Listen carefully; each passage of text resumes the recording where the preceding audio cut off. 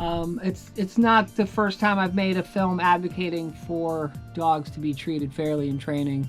I've made many, but this Oh, one, wonderful. yeah, I'll send you some links after we get done. But this one is a little different just because we've got the bill in New Jersey, and now with Zoom, I can talk to people all over the world and get their experiences, and that makes it much more impactful. I already had film in the can with Dr. Overall, Dr. Dunbar, Dr. Dodman, and Gene Donaldson. I had interviewed them back in like '08 and '09. So it's still relevant today, everything they were saying back then, Right. you know? No, the argument that it's modern science just baffled me in that hearing. Right. Well, sure. Electricity is relatively modern, I guess you could say, and it is scientific, but they left out all the fallouts.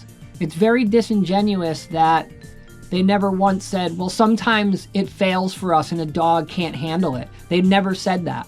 And, you know, I'll freely admit that not all positive or force free trainers, whatever label, not all of us are that good. Not all of us are as good as the other one.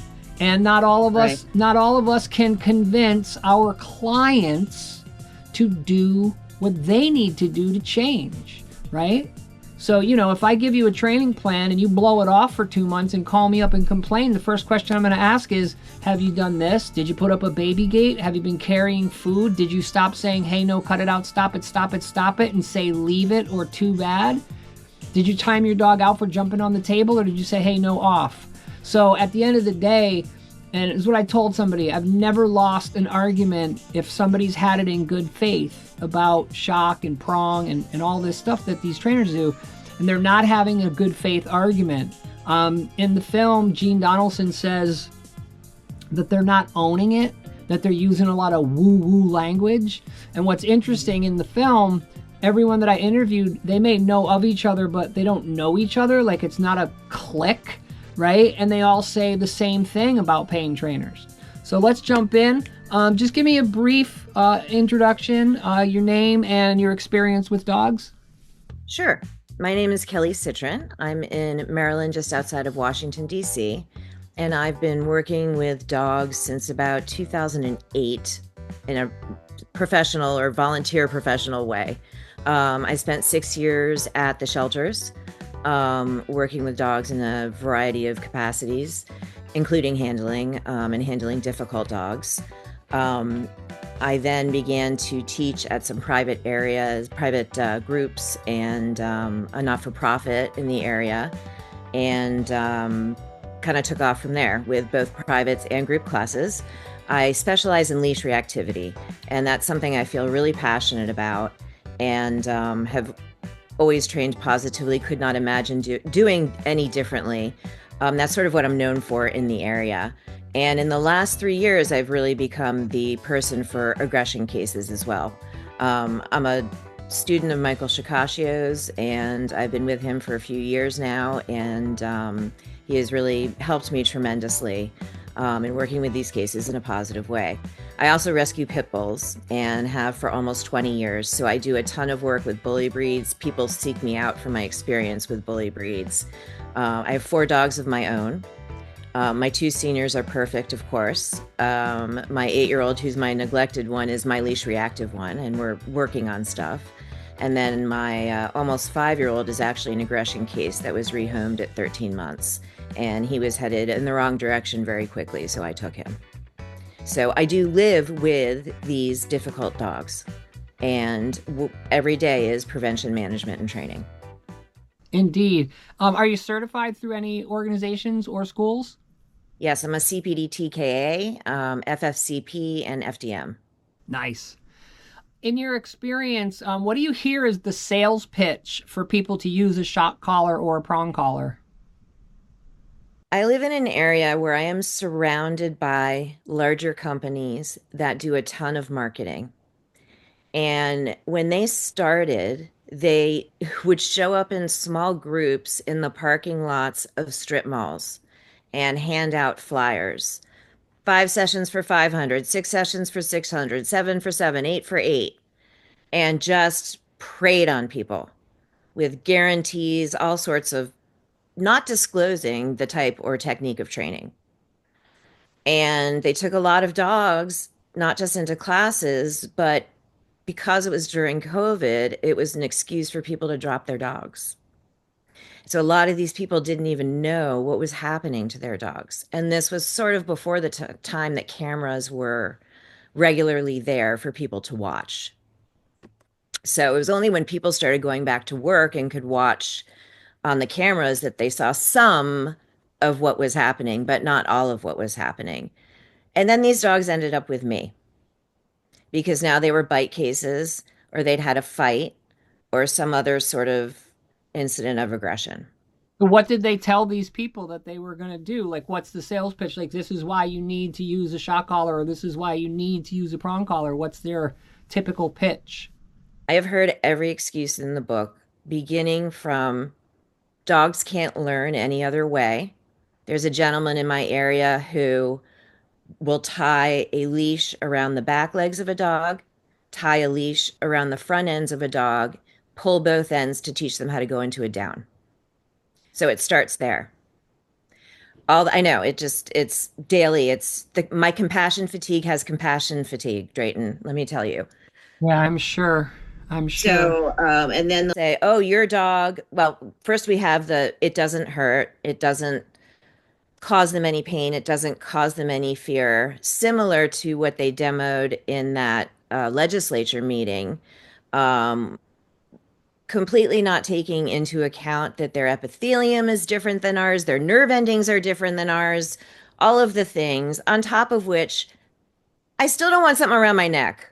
And also, what about the trachea? And also, right? And then they have aggression cases and reactivity cases and dogs that are fearful of moving things, lunging at cars, whatever it is. And they'll say, there's no other way. You won't be able to control your dog. You have to do this. Yeah, I find it amazing that they never once talked about learned helplessness. And I think a lot of these clients who get a dog back from board and train or whatever the scenario is that they've used a shock collar or a prong collar, we've been doing this a long time. Some dogs learn really quick. Oh shit, I'm not going to do that. I just felt pain, right? But they're still living in fear of the potential, right? So they always love to give human analogies. Well, the way I explain it to my clients is if I punch you in the face on Monday and I go like this on Tuesday, you're probably going to recoil, right? So that's the simplest explanation that I could give somebody is you're going to get a dog now and then who learns real quick. But what about all the other dogs? What about all the other dogs and there's a story in the documentary. A woman has two dogs. She hired electronic containment. The dogs were undone behaviorally in 5 minutes with just beeps. No shock. Just the beeps made these dogs. And it's been 5 years since that time. And she's still trying to counter condition. And she talks about how there's everything in her house has beeps or clicks. And they've sensitized these dogs in less than 5 minutes. Additionally, these pain trainers never seem to explain, well, dogs generalize fear better than anything. That's the thing they generalize most. Great example of that.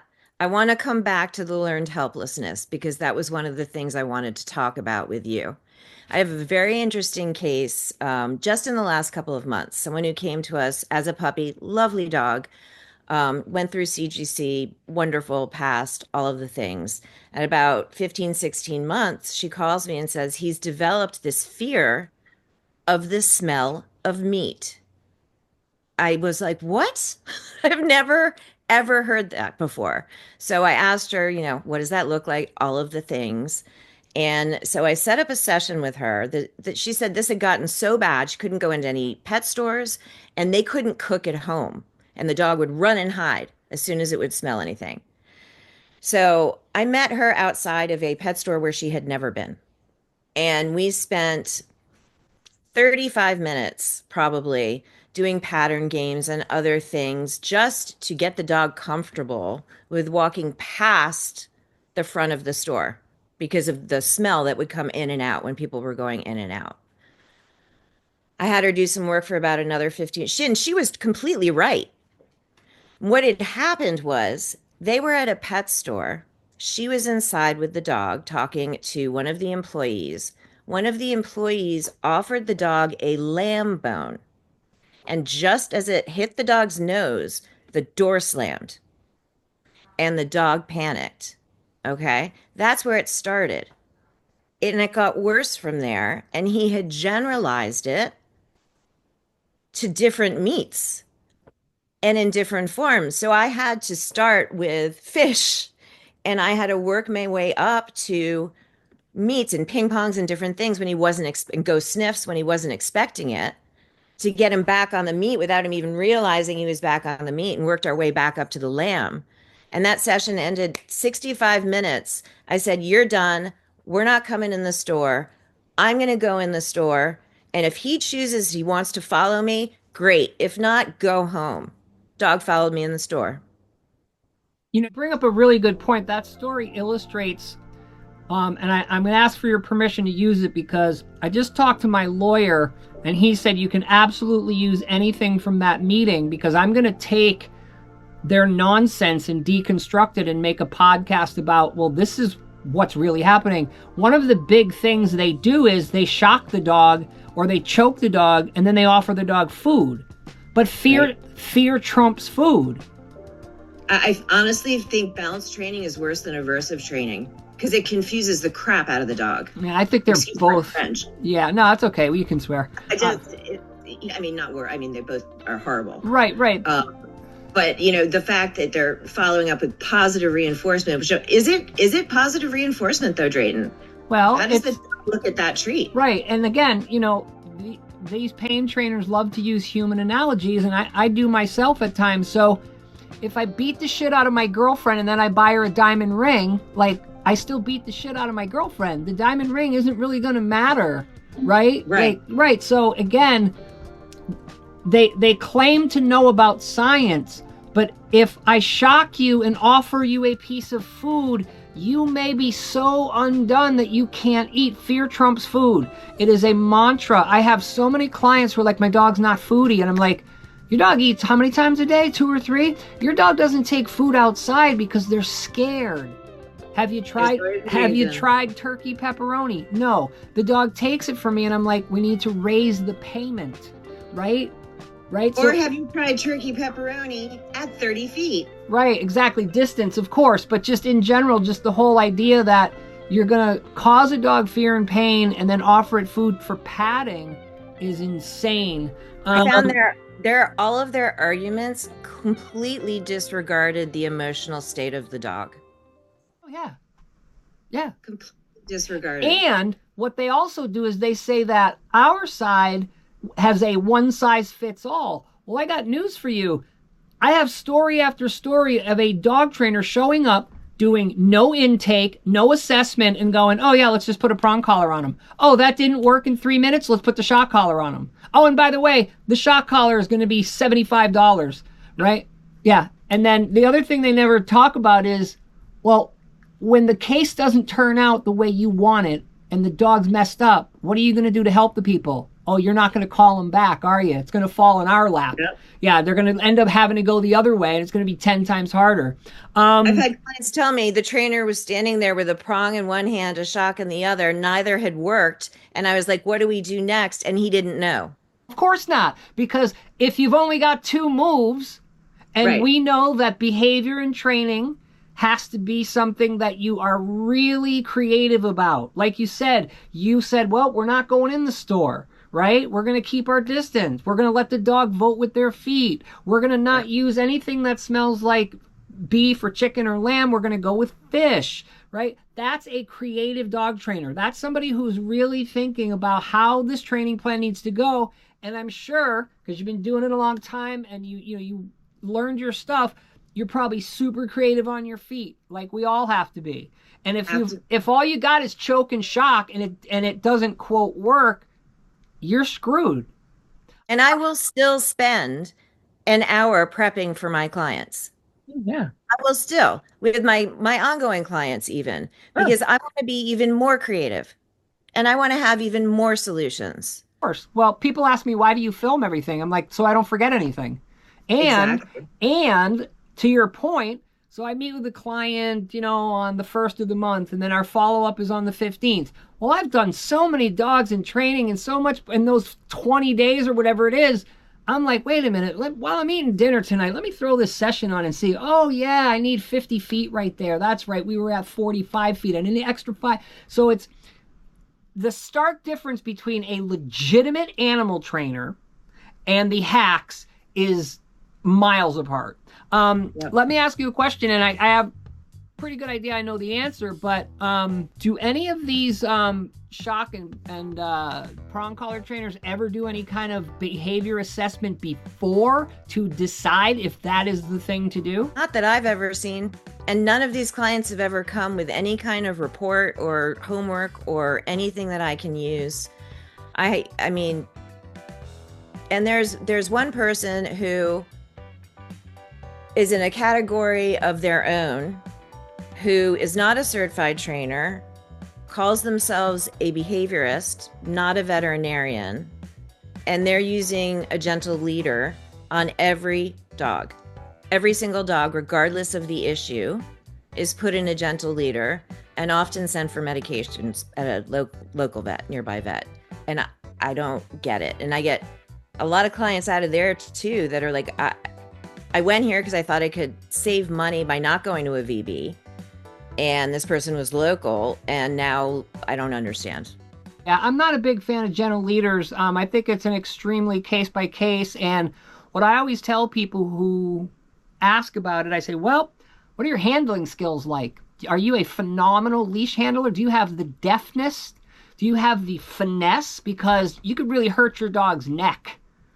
That's why I don't like them. The number one reason is what it does to the anatomy. It cannot be good. Yeah, I mean, is there a case where it might work? Okay, yeah, I'm not going to say that it's not, off the table, but it's like it's so rare that I would ever even think that, okay, that's a good idea. The only case that I gave one of my clients permission to use it after they had gone out and bought it was an about 85-pound Indian woman who had two Newfoundland brothers that were puppies and up to 2 years old. She's like, I just have to get around the neighborhood. I'm like, I get it, I guess. Right. You did all of the things. Right. We've walked them in harnesses. I don't want you to face plant. If you need to do it, I'm just going to turn the other way right now. Right. Well, you got to pick your battles as a behavior consultant and dog trainer. You got to pick your battles.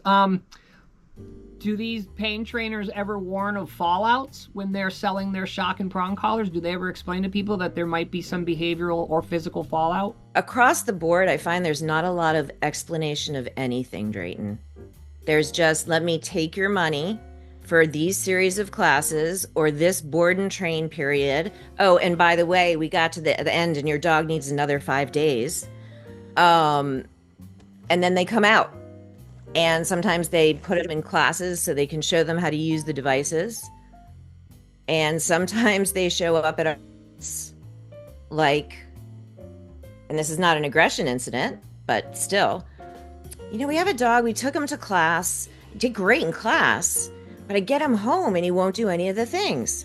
I know exactly where you went. That's the perfect example of why you shouldn't do a board and train unless it is with somebody who will crawl over glass to make sure your dog isn't hurt or scared.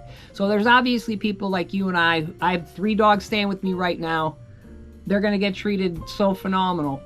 And I say to people, look, even if you send your dog to me, and I'd never hurt or scare your dog, and I train the heck out of him, when I hand you the leash, your dog is going to go, well, you don't have Drayton's mechanics. You don't have Drayton's timing. And if your board and train isn't in the real world, if it's in some sort of compound, it's not on a city street, your dog's not going to be able to generalize that. I mean, sure, you might get a little crossover, but most of the time your dog's being taught in a facility. These people aren't taking the dog out in the real world.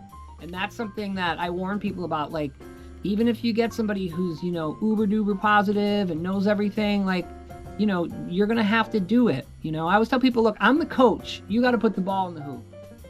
One of my 2 least favorite in the area, this was about 5 years ago, would bring the dogs that he had for board and train or day training or whatever, in shock collars into the local pet store, to your point. Bring him across the street into the pet store and kind of walk him up and down. Well, he'd walk in the pet store. He thought he was buddies with the people that worked there, who I know. And he would go, when there were no other customers in there, watch this. Let the dogs out. And they were horrified, but there was nothing they could do. And I'm like, if those clients knew. Yeah, well, unfortunately, clients do find out because they get their dogs back and the dog's not the same in a bad way. What are the fallouts from shock collars and prong collars that you've seen? I see a lot of bite cases, both human and dog, particularly human in terms of prong and shock, and a lot of leash reactivity, very severe leash reactivity. And I teach a growly class where I take 6 leash reactive dogs out into the world together. We start behind visual barriers and then those fade. And that I've taught that class for about 6 years now. And almost every dog in that class is coming from a prong or a shock. I have one dog who has now graduated and is doing agility with me. Came to me, beautiful long-haired German Shepherd from Michigan, I think it was. Lovely owner. Had her CGC, and as the dog's walking up to me the first time, you can tell by looking at them, right? I just knew there was something. And I'm questioning because she said her trainer was a CPDT and blah, blah, blah. Trainer was a CPDT that used prongs. That's not good. That dog developed very severe leash reactivity, and she was about 100 pounds. And so we did a lot of private work, a couple of rounds of growly. She graduated. She was able to do agility, but really took that dog in the wrong direction. A lot of bites to the face for humans. I see a lot of that. Yeah, there's a story in the film that a trainer talks about. A golden retriever was jumpy, and they had a 7-year-old in the house, and the trainer that they hired said, well, every time the dog jumps on your kid, shock him, and it ended up taking a chunk out of the kid's face. And the way she termed it, in her experience, these dogs who are dealing with this overly generalized fear, she said the dog's mindset is, well, I got to get you before you get me. Right. Yeah, and another story in the film, a woman talks about a trainer who was working at a shelter, said that this dog had been shocked and they generalized anything in the hand with an antenna. So they started to attack the walkie-talkies, right? Another example of, I'm going to get you before you get me. Yeah. I think these pain trainers, whether they realize it or not, they want the dog to be shut down. They want the dog to be afraid of doing anything. And again, I think it's really disingenuous that they don't talk about that. It's disingenuous that they don't talk about how some dogs are going to be harmed by this.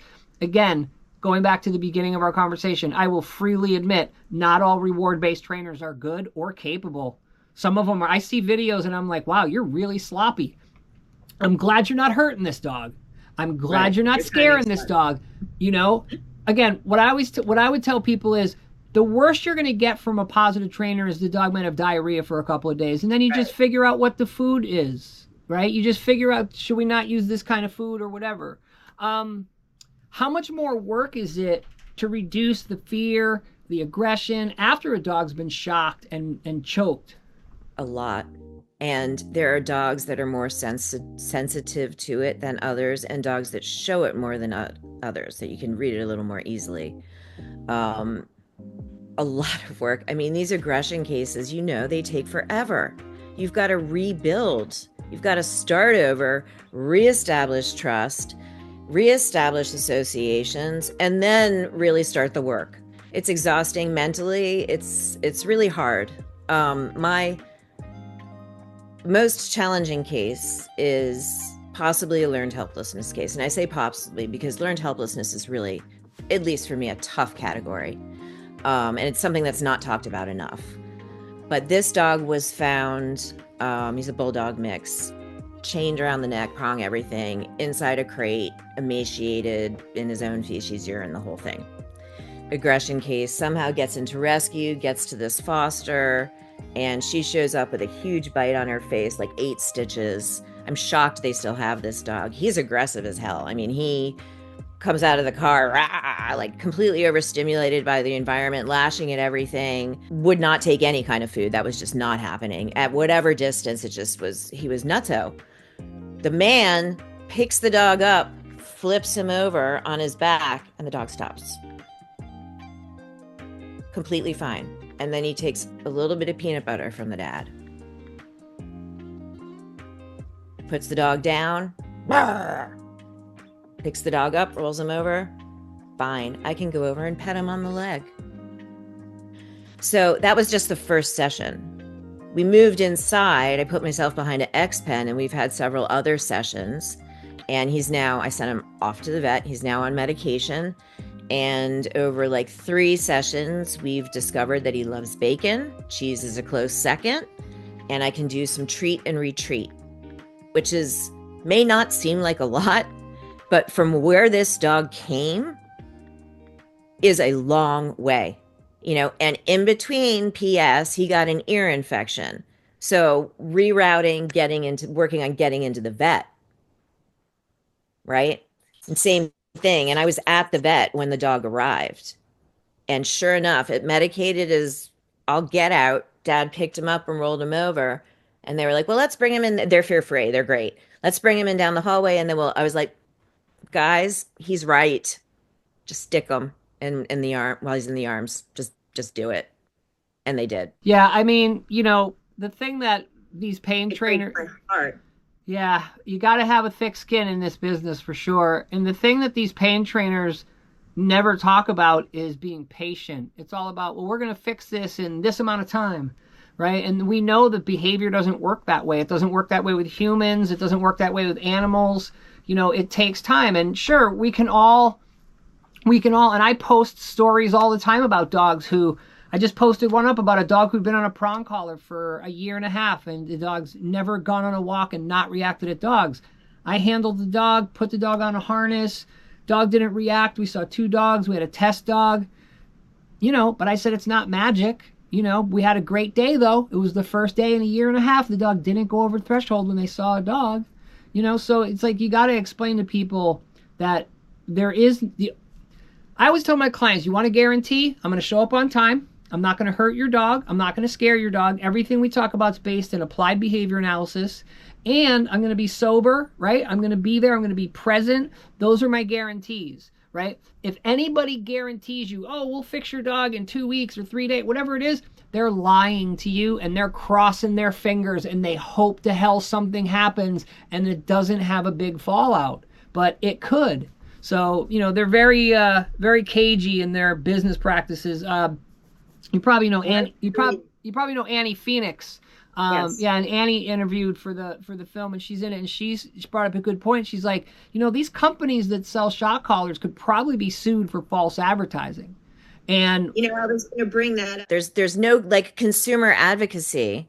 well, that may change. There's a dog staying with me right now, a little staffy named Sheldon. His dad is a lawyer. His family loves me. I've known him for like 4 years now. And his law firm specializes in going after companies that have faulty products or are harmful. So he's on vacation right now, but when he gets back, this is one of the things I'm going to talk to him about, because there's got to be documented cases of people who have either contacted shock collar companies or try to bring up a lawsuit, and they fail because obviously their lawyer's like, look, it's going to cost you X number of dollars, and they have a chain of lawyers, so you're probably just going to want to eat it. I remember one from a couple of years ago against a shock collar company. But here's not worst case scenario. One of the worst case scenarios for me, the kind of case that really sticks with me, that sadly this will happen twice a year, 3 times a year, inevitably.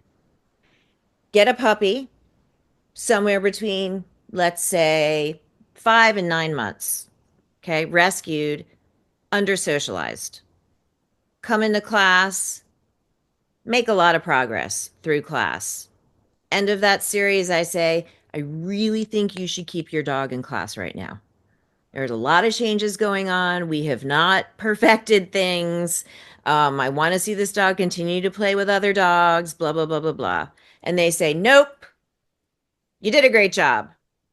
I really think I don't want you to have any issues. Nope. They disappear. Show up a year later as a bite case. Come in. Dog comes in, sees me, goes bananas. Let him off the leash, running, happy. So owner's like, I haven't seen her do this in so long. Blah, blah, blah, blah, blah. Start to peel back the onion, peel back the onion. And I could just tell by his answers he was dodging me. And I put my notebook down and I said, give it to me. And he reached in his bag and he pulled out the biggest prong collar I have ever seen in my life, which is sitting in my office on my desk as a daily reminder on this puppy's neck that couldn't have been more than 45, 50 pounds. I bought it online. We started using it. Who suggests all the neighbors recommended it and the blah blah blah blah blah and whatever. Why? Well, I don't know, we just wanted to train. And now he bit the whoever that came through the house. So he gives me the prong collar. We do our hour. Dog leaves super happy, new tools, back on the schedule for 6 weeks later because Kelly had to go out for surgery. Kelly comes back for surgery. Dog is not on Kelly's schedule. Text the client, nothing. Text the client, nothing. Email the client, nothing. Wait a couple weeks, text the client again. We had a bite situation while you were gone and we had her euthanized. Yeah, I don't know what to even tell people who do that. It's like you ruined your dog. You had the ability to consult with somebody who really knows their stuff. You know, it's not like you're a rookie. It's not like you're some 18-year-old kid who's, I'm a dog trainer now. Like you're a grown person, you know. So aside from all of the education and experience you have, you're a grown, like I'm almost 60. So, you know, if I'm talking to a client and they're like 28, 29, it's like, look, you ain't telling me shit, bro. Right? At the end of the day, like, if you don't want to listen to me, that's obviously your choice. But I've been around the block, right? I've been doing this 25 years and I'm not a kid. I'm a grown man. So my wisdom is a little bit farther down the road than you are. So if you just listen to what I'm telling you, you'll avoid so many problems. The story you're telling me is, you know, I go through that all the time with people. I'm like, you But know, it's awful. It stays with you. And I can't, still to this day, never responded to the client. I just can't. what are you going to say? I told you so? What are That's you why I'm going to respond. Right. What are you going to say? You're an asshole for ruining your fucking dog? Like what the hell are you doing? For killing your dog. Right. Like because Lee. well, somebody said something to me once that still rings true. Your life is a resume of choices. And your dog is innocent. I tell my clients all the time, the only thing your dog does without your help is breathe, bark, and sleep. Everything else you decide where it goes, when it goes, what it eats, how it eats. Everything you do with your dog, aside from barking, breathing, and sleeping, you choose. So, you know, I mean, spent 48 hours last week working my connections in the police department and animal control in both the city and the county to bring down a cruelty case. And we got 3 dogs out, emaciated, in horrible condition. But, and there's cats still in there. They're hiding in the walls. Um, but had I not had the connections that I've developed over the last 15 years, they'd still be there. And there's something really wrong with that. well, I often say dogs are worshiped but not protected. You know, that's just unfortunate. You know, and it depends on, you know, who people are, right? Like just because they're in animal control or ASPCA, they're human, right? And Right. they're not, they may not get up to work every day and go, I'm going to save dogs. They may just be like, I'm just doing the bare minimum. So, you know, Well, you, they did. Let me just PS that with they yeah, did an amazing job when I was involved. right, And so people that are coming and saying, "Oh, well, why didn't this happen before?" I can only speak to when I was involved. right. Right. And they were incredible. But wow, this guy got away with that for 2 years. 2 dogs died that we know of. God knows how many cats. He won't let them out. They all go to the bathroom in the house. Eesh. What would your message be to the legislature of New Jersey about passing this bill that would ban the use of shock collars and prong collars in pet dog training? I eventually stopped taking notes on the opposition because they were all saying the same thing. I ran out of paper and I decided it wasn't worth it. I know that the legislation that we're working on here, I believe, is going to include an exclusion for dogs under the advisement of a veterinary behaviorist, which might go to include head halters in particular. And I think also for police dogs. I think that's in there as well. I think they don't address the emotional state of the dog at all. I think they completely ignore the suppression of behavior. His speeding analogy, I would flip on its head, right? If you go through a speed trap and you get a ticket, you're like, crap, and you slow down for a while, and then you speed right back up again. So I say that to his analogy. I would like to see side-by-side studies of dogs with certain behaviors treated with positive reinforcement and not treated with and treated with aversives, right? To their point, if it's so great, and these dogs can't be treated any other way, let's do a study. Let's do a side-by-side study. You think a dog lunging at cars can't be treated with positive reinforcement? I have so many videos of dogs who are lunging at dogs, people in traffic that I counter conditioned literally in a session, and the people did it themselves and they don't have my timing. What I often remind people is dogs will do the most reinforcing thing at their disposal. So if you give them an alternative to the thing they want to do for reinforcement, yeah, is it perfect? No. Do you need to do some work? Yeah, but if you teach your dog, hey, I'm more reinforcing than lunging and barking. Because someone once said, well, why do dogs, bark at like bikes or skateboards or cars? And I said, if you're a dog and you bark at something you're scared of and it goes away, you're reinforced. Little does the dog know. I always joke, I'm like, buddy, they're going away anyway.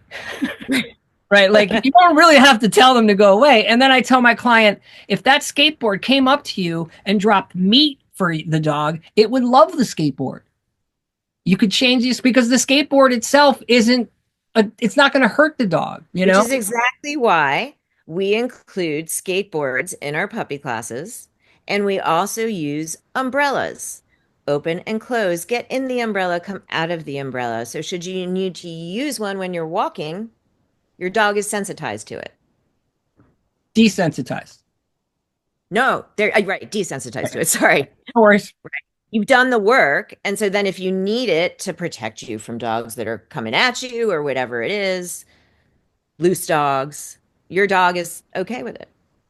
And then as they go into adolescence and those skateboards start to become scary again, guess what? We bring them back out in class. We put the dogs on the skateboards. Ah, okay. Yeah, I used to do skateboards and things like that in week 3 of my puppy class, but what I came to realize was that I'm actually taking away like a good 10 minutes of dog play, and so you just got to pick your battles. But yeah, I did that for years. Who's here? Oh, yeah, puppy class is challenging in that way. Yeah, like there's much you want to stuff in, but... right. And then the other thing too is like you might get 3 or 4 of the dogs in class who are just petrified, right? And you can explain, okay, yes and treat, mark and pay, but then the people, sometimes they're like, well, why are you making my dog scared? I'm like, well, we're trying to teach the dog that these aren't scary things. So when somebody, whether they sign up or not, when somebody contacts me, the email that I send them for their puppy, even if they don't hire me and they just watch every video, print every PDF and read that email, it's basically a free telecourse. I front load the shit out of them, right? And so even if they don't hire me, they've always got an email where they can go back and go, whoa, wait a minute, there's these videos on counter. This is what marking and paying is. And somebody once asked me, like, a fellow trainer around here, a positive trainer, he said, why do you give away so much for free? I go, because I don't want people to be fucked. I want them to be saved. I want to give them a safety net. I was like, look, I make a great living Can I always make more money? Sure. Can I always train more dogs? Sure. But I'm not sitting here worrying about feeding myself or paying my bills. And I'm super blessed. What the hell does it matter if I give you 10 PDFs, video links that you can find for free anyway? What do I care? What if you show if you contact me on the 1st and the class starts on the 15th and you show up and your dog knows leave it, your dog has a sit and wait at doors, your dog has been counter conditioned and it's not afraid to walk, what do I care? That's great. Your dog's going to be awesome in class. And exactly. I look like a hero because I gave you all this for free. So I'm handing out house training advice left and right with our rules and everything because I don't want these people to get upset with their dogs and send them off. Board and train for potty training. I give out potty training advice. I got a house training 101, just the bullet points. And I can't tell you, like, at least 6 times a year, somebody will text me and go, man, that idea of feeding the dog all over the house, that did it, right? And people go, why do you do that? I'm like, because you want to bolster their cleanliness instinct, right? The crate and the pen is usually house trained first because that's where they sleep and eat. But your kids' room, your finished basement, the dog is not sleeping or eating there right away. So bring him down there. Let him take a nap down there. Feed him down there. You know, I mean, it's amazing that we're in the year 2025 and, you know, there's still dog trainers out here who don't understand house training, right?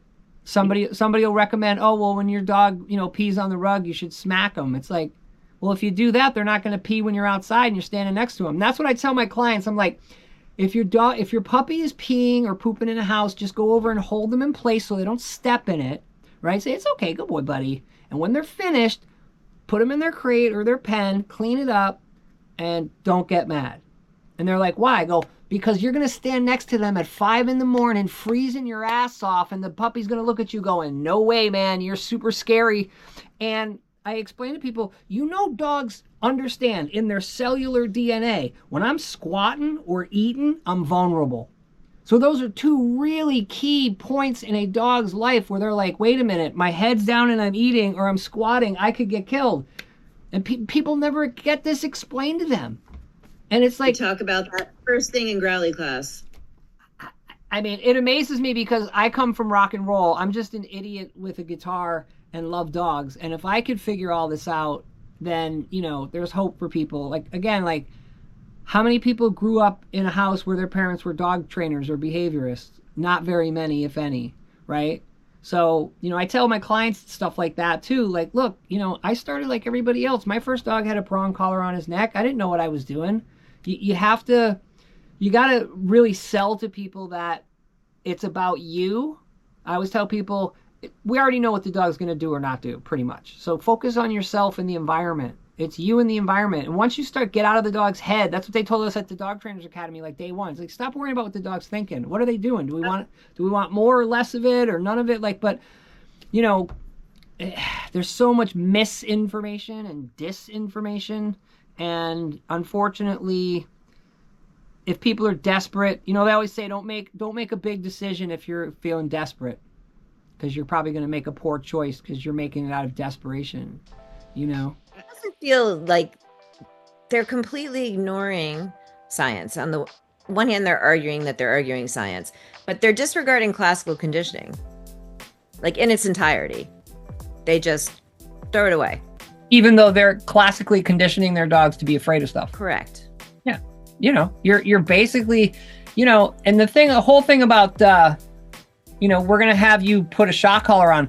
Well, first of all, you know exactly what it is and what it's going to do to a certain extent, right? Like, you know, so you could brace for it. A dog has no idea what the context of this is, right? Whether it's a prong collar or a shock collar, they're just like, okay, something's around my neck. And the next thing you know, it gives... Sorry to interrupt you. We know how important predictability is to them. I was just going to say. The predictive value. And again, I explain to people, like, that's what Pavlov really figured out, was predictive value, right? You know, if I pick up a leash and I'm cleaning my house, my dog thinks walkies. I'm sorry, buddy, I just got to put the leash back on the hook, right? Right. You know, if I crinkle a bag in the kitchen and it's coffee beans, all my dog knows is crinkle bag. They don't know that. I can pick up my 3 prong collars on my den and juggle them, and my dog will wag his tail. Right. Because he doesn't know what a prong collar is. And you obviously, right, the biggest stimulus in that package is great. So the dog's like, whatever mom does is fine. We love these things. And that's what I tell people. The biggest variable in your dog's life is you. And if you make choices that are going to cause your dog fear and pain, you could really mess your dog up, and you could end up with a dog who can't be fixed, regardless of what anybody says. And they also don't talk about how dogs, it's funny how these idiots will say that our side thinks all dogs are the same, but actually that's what they do. And you never talk about how there's some dogs who are going to be undone by these things, even at the lowest level. Without even a shock being administered, the beep or the vibration is going to freak them out, and they're going to be done because Yep. it's right. Look So at dogs that don't like clickers. yeah, yeah, of Just course, start there. yeah, right. Well, that's the thing. Like, I mean, I have no problem with clickers, but I don't use them because one, my clients don't need one more thing to learn. I They agree don't with you they don't need 100%. they don't need to be thumb experts, even though with video games now everybody's very thumb adept. And I also say, the reason why I like the yes marker, I tell people, is because you can say it loud, quiet, you can elongate the S for a prompt, and you always have it. And you're already saying something anyway. We're already verbal creatures. Now you're like, oh shit, I don't have the clicker on my wrist coil, and I can't. So yeah, again, For nothing most of against. these dogs need less noise in their worlds, not more noise. And if you have a class full of dogs and everyone's clicking, especially if they're behind barriers, the dogs are like, who's clicking for what? Very true. I know it's challenging with people saying why yes, but again, like But if that's a different, it's like in my agility class yesterday, it's the same thing. I can stand in the room, in the middle of the room, talk to the class, and if I say good or yes, all those dogs are like on me because I'm the biggest reinforcer to them. It was pretty funny. And at one point, I was demoing a diagonal jump with a dog, and I said over, and my coach caught it on video. Three of the dogs at their stations went to go over their jumps. I see that all the time in class. I'll cue one dog to leave it. Matter of fact, just happened this weekend. I asked one dog to leave it, and two dogs came over. I was like, well, thanks. I'll pay you for it, but I'm actually looking for this dog to disengage. It was really great to meet you, Kelly, and I really enjoyed talking with you. super happy that you're in the world helping dogs. Doing my best, man. Doing my best. We all are, hopefully.